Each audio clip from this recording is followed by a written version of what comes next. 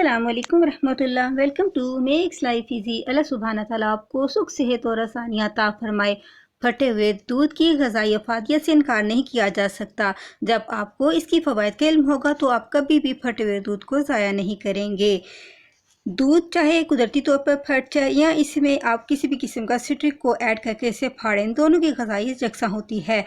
फटे हुए दूध का पानी तासीर में ठंडा होता है। गर्मी के मौसम में लू लग जाने की सूरत में अगर मरीज़ को ये पानी पिला दिया जाए तो उसे जल्द रिकवर होने में हेल्प करता है। इसलिए इसे ज़ाया करने से पहले एक दफ़ा ज़रूर सोच लेना चाहिए। इस पानी को आप आटा गूंदने के लिए भी इस्तेमाल कर सकते हैं, जिससे रोटी काफ़ी नरम बनती है।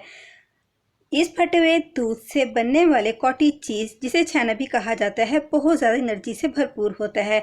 अगर बॉडी बिल्डर्स अपनी डाइट में इसको शामिल कर लें तो फिर उन्हें किसी भी किस्म के सप्लीमेंट को लेने की ज़रूरत महसूस नहीं होगी।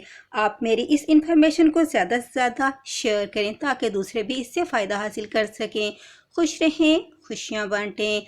अस्सलामु अलैकुम।